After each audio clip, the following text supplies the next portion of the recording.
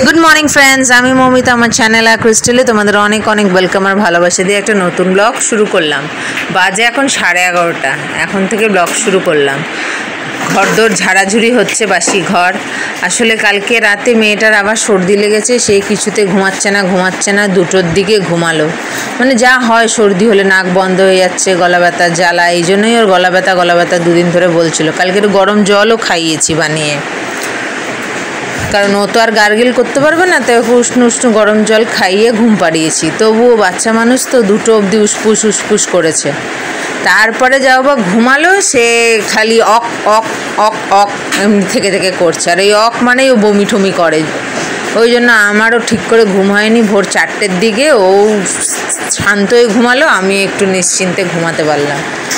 যার ফলে সকালে উঠতে আমি 10টায় উঠেছি, ও উঠেছে 10:30টায়। তো উঠেই তাড়াতাড়ি ফটাফট মুখ ঠুক ধুয়ে ফ্রেশ হয়ে ব্রেকফাস্ট করতে বসলাম। ব্রেকফাস্ট করলাম। ওকে আর আজকে ব্রেড ফ্রেড দিইনি, কারণ রোজ না একেতে মুখে টেস্ট নেই, রোজ একই খাওয়াও খেতে চায় না। তো ওর জন্য টিফিনের জন্য অনেক রকম কেক এনে রেখেছিলাম, সেখান থেকেই একটা দিলাম, সেটাই খেলো। খেয়ে দিয়ে এখন ওকে খাটে তুলে রেখেছি।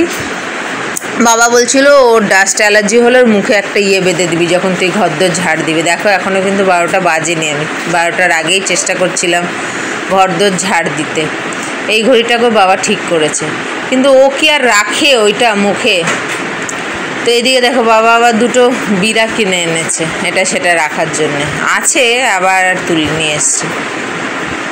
ওইটাই বলছিলাম যে বাবা বলে ওর মুখে একটা কিছু বেঁধে দিতে ঝাড়াঝুড়ির সময়, কিন্তু ও কতক্ষণ রাখে নাকি। বেঁধে দিয়েছিলাম, 5 মিনিটের বেশি রাখলোই না। আমি না ওইদিকের আকাশে দেখছি, কারণ আকাশটা মেঘলা করছে। দেখি আর একবার ডক্টরকে ফোন করব, কি বলে। এখন তো পুজোর সময়, আকাশের অবস্থা দেখো, আস্তে আস্তে অনেক কালো হয়ে গেছিলো আর ঝমঝমিয়ে নেমেছিল। এটা তো কিছু নাই, 3 গুণ হয়ে গেছিলো। তোমাদেরকে সেটাও শেয়ার করছি, দাঁড়াও আগে দেখো। আমি ধার ছাড় দিই সব। দেখো দশমীর অবস্থা দেখো, নেমেছে, কি মুষল ধারায় নেমেছে।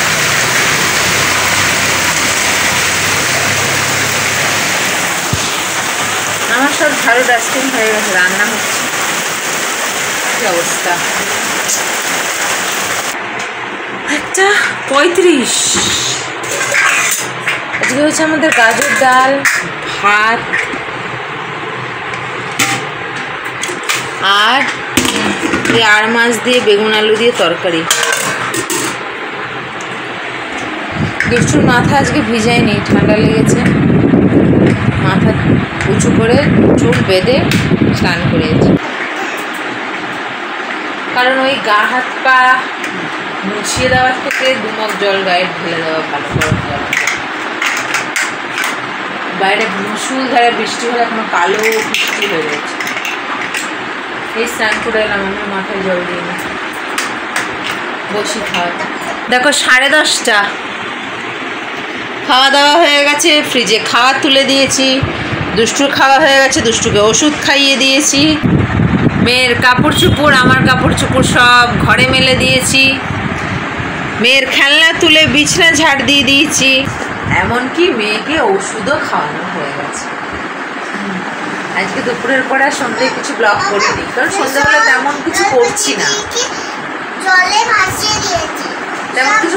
না, ওই ও ঘুম থেকে উঠলো, কিছু খেতে চায় না, কিচ্ছু খেতে চায় না আজকাল সন্ধ্যাবেলার দিকে। খাইনি, একটু মা চা বানিয়েছিল, চা মুড়ি খাবে বললো, কিন্তু 2-1 চামচ খেয়ে আর খেলো না।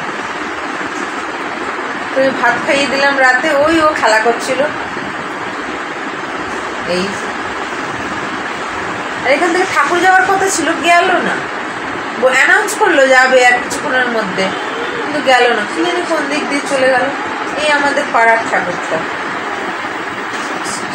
তা এখন শুধু কাজ বলতে এই ব্লগটা এডিট করবো, ব্যাস, আর কিছু নেই। সমস্ত হয়ে গেছে, ফ্রিজে খাওয়া ঠাওয়া সব রেখে দিয়েছি। মারা তো খেয়ে শুতে চলে গেছে। এই আজকে কী করে, কালকে তো 2টো অবধি জাগিয়ে রেখেছে। ও 2টো অবধি জেগেছিল, তারপরে 4টে অবধি খালি থেকে অক অক। ওই ধীরপিড়িয়ে উঠে তাড়াতাড়ি করে বালতি ধরছি মুখে। 4টের সময় গিয়ে ও শান্তিতে শুয়েছে, আমিও।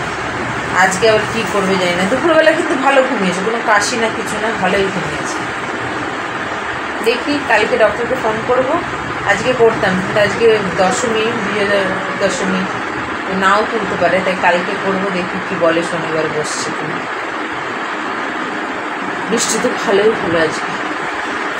আচ্ছা ঠিক আছে, ব্লগটাকে শেষ করে দিচ্ছি। আগামীকাল আসছে আবার একটা নতুন ব্লগ নিয়ে। তোমরা ভালো থেকো, সুস্থ থেকো, নিজেদের খেয়াল রেখো। Good night.